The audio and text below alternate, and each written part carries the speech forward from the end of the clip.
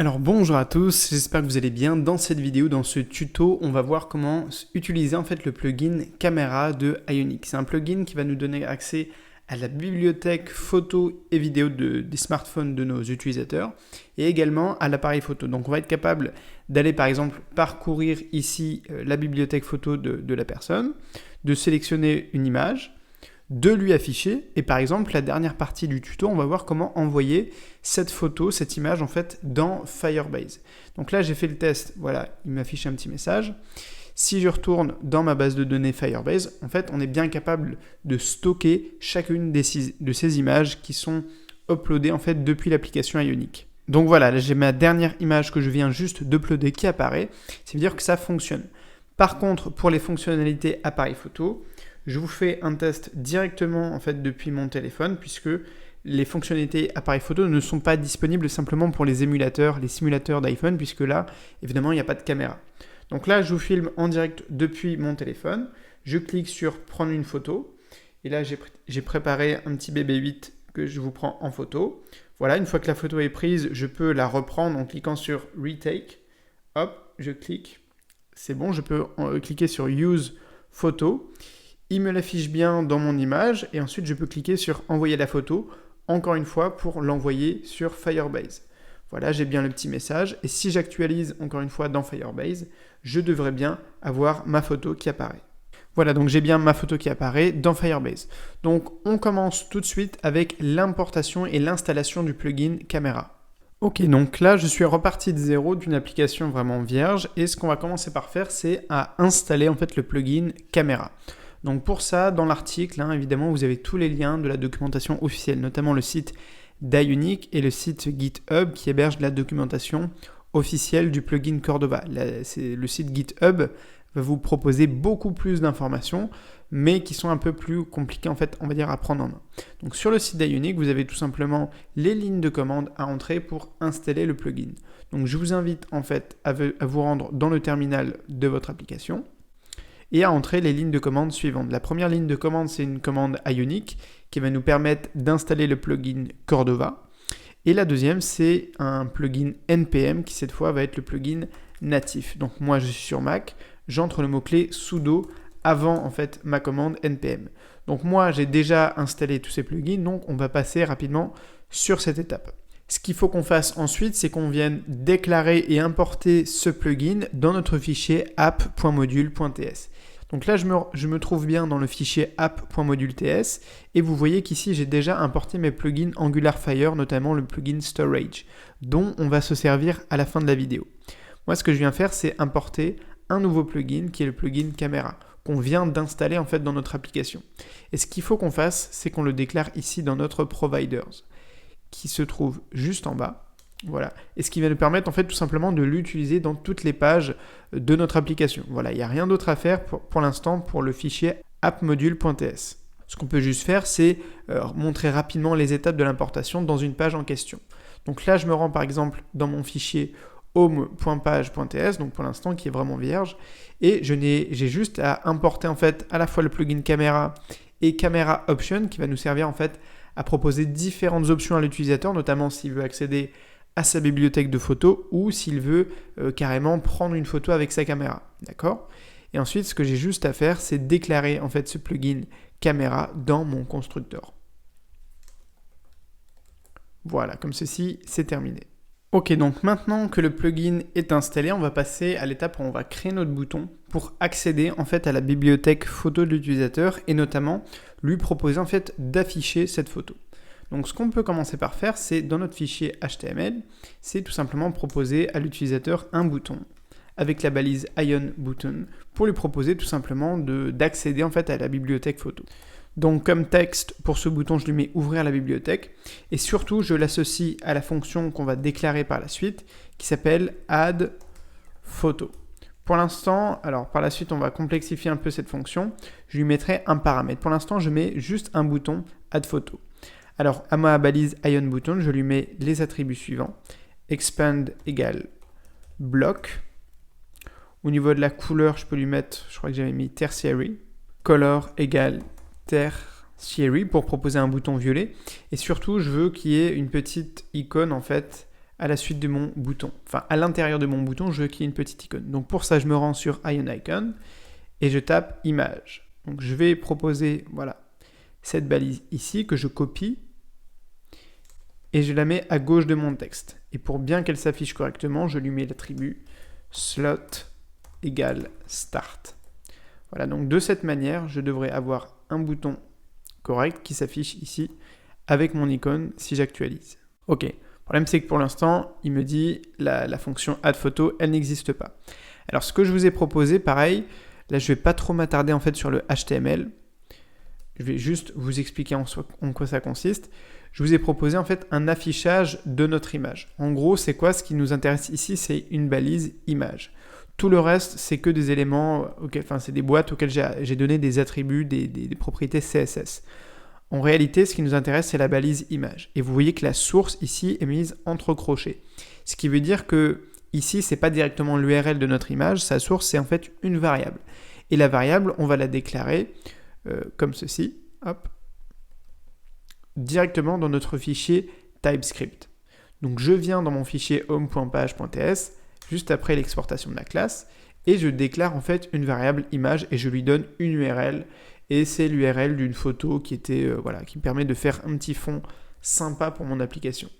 Et je copie juste les propriétés CSS, encore une fois, c'est pas exceptionnel, c'est juste pour que mon image, en fait, peu importe le format que l'utilisateur va sélectionner, en fait, ça s'affiche correctement.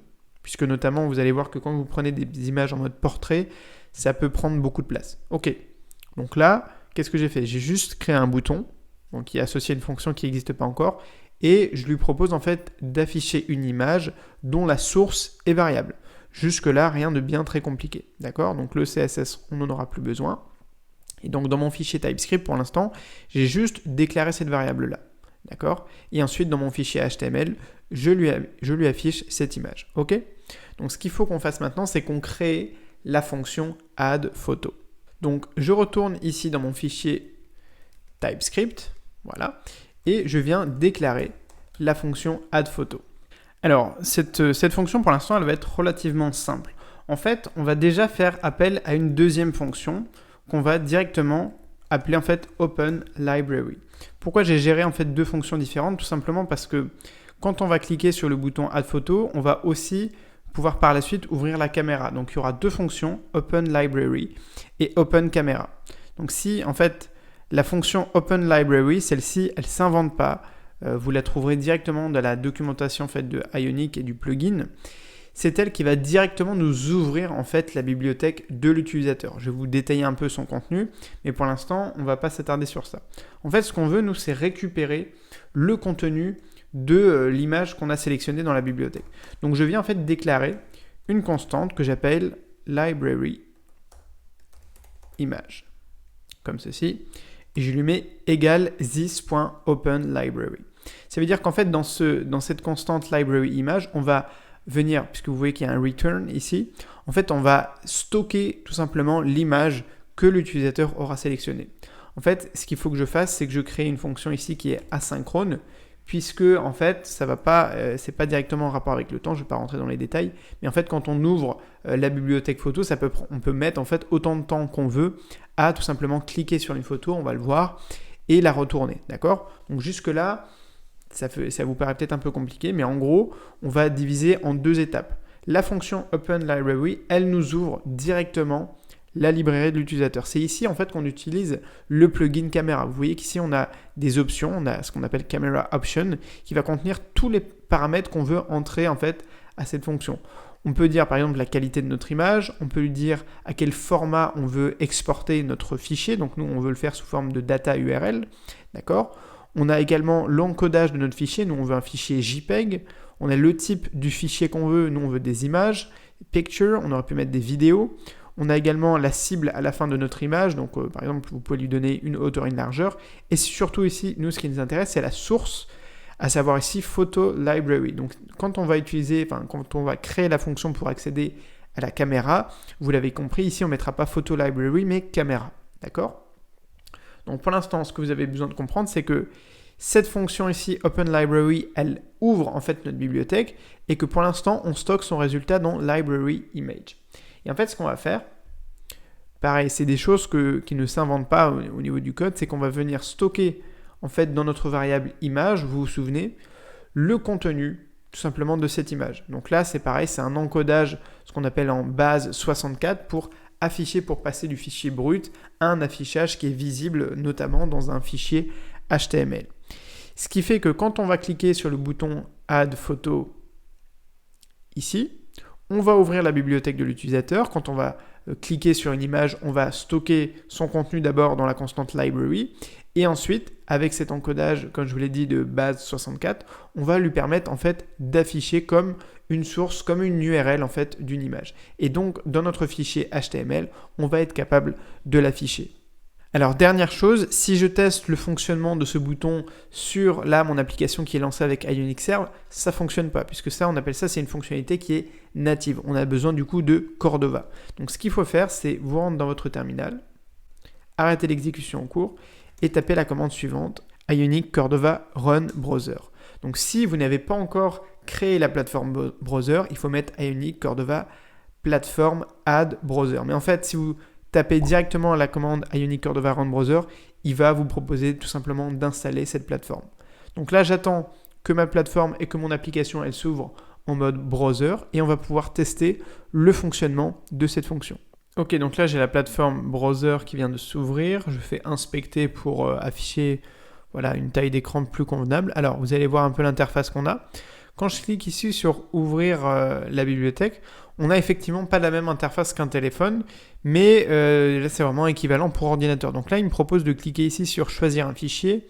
Donc là je peux importer par exemple une image quelconque.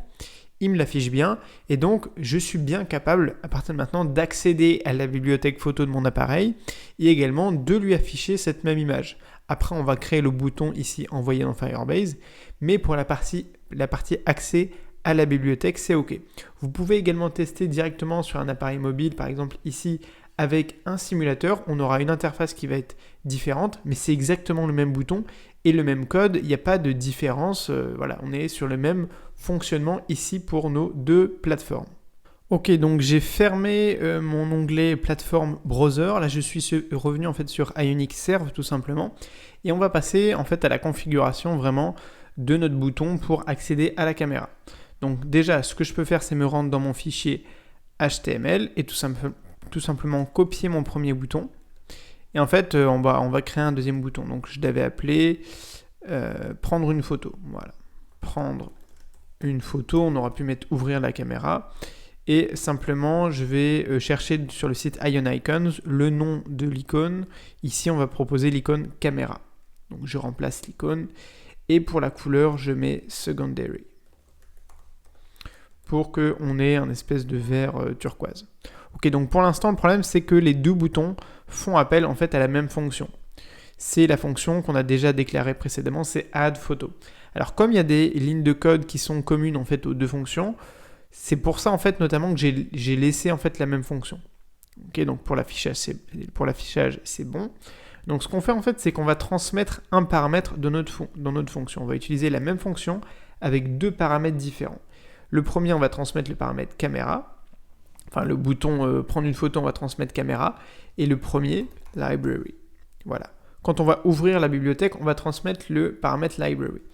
Et en fait, en faisant ça, ce qu'on peut faire, si je mets mes deux lignes de code entre parenthèses, ici, c'est affiché dans le cas où dans le... Donc là, par contre, ce qu'il faut bien mettre, c'est le type de paramètre qu'on transmet. Là, je l'appelle source et je lui dis bien que c'est une chaîne de caractères, donc string. Et en fait, ce qu'on va faire, c'est on va proposer à Ionic deux conditions, if et else.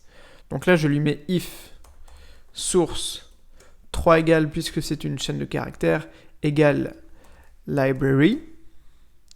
Alors, je peux mettre console.log, tout simplement. Alors, je vais aller un peu plus vite, tout ça, je l'avais déjà écrit. Je vais mettre console.log. Voilà, library. Et dans le cas contraire, on va mettre console.log caméra. D'accord? Donc là, j'actualise ma page. J'ai bien ici ma console qui est ouverte. Et donc, quand on va cliquer sur bibliothèque, qui va nous afficher library. Quand on va cliquer sur prendre une photo, il va nous afficher caméra. En fait, je fais ça parce que la source va effectivement changer. Library, et la caméra. Je peux recliquer sur caméra ou alors mettre library. OK. Donc ce qu'on fait en fait, c'est qu'on va séparer, on va reprendre ce code-là. Et ce code-là, je vais le mettre uniquement dans le cas où on a cliqué sur library. D'accord? Et dans le cas où en fait on a cliqué sur caméra, on va mettre ici la constante caméra image. Et là, on ne va pas exécuter la fonction open library, mais open caméra, comme ceci. Et ici, je modifie également le nom de ma constante, comme ça. Alors par contre, il faut que je crée en fait ma fonction open camera. Vous l'avez compris. On a juste en fait à copier la fonction library, à la renommer caméra et à changer en fait ici la source et lui mettre caméra. Autrement dit, quand je vais cliquer sur le bouton Add Photo, selon le cas où on a cliqué sur Library ou Caméra, d'accord, on va ouvrir à la fois soit la librairie avec la fonction Open Library ou la fonction Open Camera. Alors, je peux tester ici avec Ionic Cordova Run Browser. Ce qu'on va faire, c'est directement tester avec la plateforme iOS. Donc, je viens entrer ici Ionic Cordova Build iOS. Donc moi j'avais déjà ajouté la plateforme iOS. Si vous voulez en savoir plus, j'ai fait une vidéo sur Xcode et j'attends qu'il me construise en fait ma version iOS. Ok, donc la commande vient d'être terminée. Donc là, j'ai ouvert en fait le fichier Xcode qui a évidemment été mis à jour. Et là, quand je sélectionne mon téléphone, il faut absolument faire un test sur un vrai téléphone. Je clique sur Play pour voir ce que ça donne. Donc j'enregistre directement depuis mon téléphone. Ok, donc là, j'ai mes deux boutons qui apparaissent bien et je peux cliquer sur prendre une photo. Voilà, et là, il m'ouvre bien l'appareil photo. Alors, comme d'habitude, je vous montre le petit BB8 que je prends en photo. Je clique sur le petit logo photo, le petit bouton. Là, je peux faire Use Photo. Et là, normalement, voilà, j'ai bien mon image qui remplace en fait l'image de fond précédente. Donc, pour la partie prise de photos avec l'appareil, c'est bon, l'accès caméra. Par contre, vous avez vu qu'il vaut mieux toujours tester en fait par directement un vrai téléphone. Parce qu'en fait, il est possible de tester directement sur le navigateur, sur la plateforme browser, mais on n'a pas quand même un affichage qui est vraiment correct. Ok, donc on va passer à la dernière partie. On va proposer un bouton en fait en dessous de notre image pour tout simplement uploader cette photo ou cette image dans Firebase. Ok, donc là j'ai ouvert à nouveau une version Ionic Serve. Donc ce que je peux commencer par faire, c'est à venir ici créer un nouveau bouton. Voilà, à la suite de mon image. Et là on peut mettre envoyer dans Firebase. Je mets ce bouton en jaune, donc je mets la couleur warning définie par Ionic et je lui mets l'icône un peu de l'upload. Voilà, c'est ce petit nuage juste ici, donc ça s'appelle Cloud Upload. Voilà. Ok, et bien sûr ici on aura une fonction différente, elle s'appelle Upload Firebase. Upload Firebase. Ok, j'enregistre et on regarde. Ok, donc j'ai bien mon bouton qui apparaît. Le problème, c'est que pour l'instant, on n'a pas encore créé la fonction Upload Firebase. Alors, pour utiliser les fonctions Firebase, vous vous en doutez, on va en fait utiliser le plugin Angular Fire, d'accord? Alors, j'ai déjà fait un tuto sur Angular Fire et sur comment en fait l'associer à votre application. Donc, je vous invite, si vous ne l'avez pas fait, vous devez absolument suivre ce tuto. Vous avez tous les liens dans l'article. Vous avez également tous les codes à ajouter. Mais grosso modo, c'est pas très compliqué. Ce dont vous avez besoin, là je me trouve dans mon fichier app.module.ts, vous avez besoin d'importer les deux modules essentiels là, pour notre application. Le module de base, c'est Angular Fire Module qui va nous servir en fait associé Ionic à Firebase et surtout du plugin Storage, du module Storage, d'accord? Ensuite, comme d'habitude, vous devez déclarer votre constante Firebase config avec tous vos codes en fait de configuration. Et une fois que ça c'est fait, vous devez aller dans vos imports et déclarer vos deux premiers modules. En fait, le plugin Angular Fire pour initialiser tout simplement Firebase avec Ionic et le plugin Angular Fire Storage, d'accord? Et une fois que ça c'est fait, on va être capable tout simplement d'importer le plugin Angular Fire Storage dans notre page Home ici. Donc voilà, c'est ce que je fais, j'importe le plugin Angular Fire Storage. Également, quand on va proposer le bouton d'envoi, vous avez peut-être vu dans la démo, il y a un petit loader qui apparaît, un petit truc de chargement, et il y a à la fin une alerte. Donc ce que je vous propose, c'est d'importer également 2 plugins supplémentaires, qui sont des plugins plutôt natifs en fait de Angular, le Loading Controller et le Alert Controller. Et une fois que ça c'est fait, je viens ici dans mon constructeur et je copie en fait toutes ces déclarations de nouveaux plugins dans mon constructeur pour pouvoir en fait les utiliser dans ma page. Donc on va pouvoir utiliser Angular Fire Storage, Alert Controller et Loading Controller pour créer des loaders, des alertes et utiliser les fonctionnalités de Firebase en rapport avec le stockage. Donc une fois que ça c'est fait, je vais pouvoir créer ma fameuse fonction que j'ai appelée Upload Firebase. Ok, donc je viens ici dans mon fichier TypeScript, tout à la fin, un petit entrée, et je crée tout simplement ma fonction. Alors, il va y avoir plusieurs étapes en fait dans cette fonction. Vous avez évidemment absolument tout dans le fichier, dans l'article écrit. Déjà, on va avoir besoin de créer des variables qu'on va utiliser. On va utiliser une variable ici, vous le voyez, pour stocker en fait l'URL de mon image. Donc ici, qui va être, on a besoin en fait que ça soit une URL unique. D'accord ? On a besoin de ça et d'une variable qu'on a appelée upload qui va en fait stocker l'avancement de l'upload de l'image, ce qui va nous permettre d'afficher et de masquer à la fin tout simplement le loader. Donc je viens ici tout en haut de ma page, ici juste après ma classe export class homepage, je viens déclarer 2 nouvelles variables. ImageSpace, ça va être pour l'adresse de notre image dans Firebase et l'upload, c'est tout simplement l'objet qui va stocker l'avancement de l'upload. Ok ? Donc une fois que ça c'est fait, en fait, ce que j'ai fait, c'est que je vais stocker dans la variable ImagePath, pour vraiment l'adresse de l'image. On va venir stocker grâce en fait à la fonction date et getTime une nouvelle adresse pour notre image. Donc là, c'est du JavaScript. Donc vous mettez new.date, voilà, pour accéder aux fonctions de date. Et là, on met tout simplement getTime pour avoir quelque chose, on va dire, d'absolu, tout simplement. Par contre, à la fin, ça va générer, si vous voulez, un peu comme une chaîne de caractères unique. Ça, c'est le seul intérêt de faire ça. Mais ce qu'on veut, c'est que nous, ça soit une adresse et également avec, à la fin, quelque chose qui fasse référence à une image, en fait. Donc, il faut lui rajouter, en fait, le petit caractère .jpeg. Alors, si ça avait été une image PNG, on aurait mis PNG. Nous, on va laisser JPEG, d'accord ? Donc, cette variable ImagePath, ça va faire en sorte que quand je clique ici, il va me stocker, en fait, tout simplement dans la variable ImagePath, vraiment le moment où j'ai cliqué, où on va commencer l'upload, et bien tout simplement on va stocker dans la variable ImagePath une URL unique pour notre image. Et si par exemple j'avais voulu stocker dans un dossier, par exemple l'image d'un utilisateur, users, et bien j'avais juste à rajouter comme ceci le caractère user avec un slash ici. D'accord ? Donc nous, pour faire simple, on ne va pas les contenir dans des dossiers, on va les mettre directement en vrac dans notre base de stockage de Firebase. Voilà, donc maintenant que c'est fait pour l'adresse en fait de l'image, on va pouvoir passer à la partie, on va vraiment commencer à uploader notre image. Donc là, je vais directement faire appel au plugin qu'on vient d'importer, le plugin Angular Fire Storage. Et la première sous-fonction qu'on va utiliser, c'est la fonction ref, pour tout simplement, ça veut dire référence, pour lui donner une adresse. Et donc là, vous l'avez compris, on va reprendre la variable ImagePath qu'on vient de créer, qui servait d'ailleurs qu'à ça. Donc d'ailleurs, on aurait pu mettre tout cet objet ici, directement à l'intérieur de notre parenthèse. On a créé une autre variable pour que ça soit un peu plus lisible, d'accord ?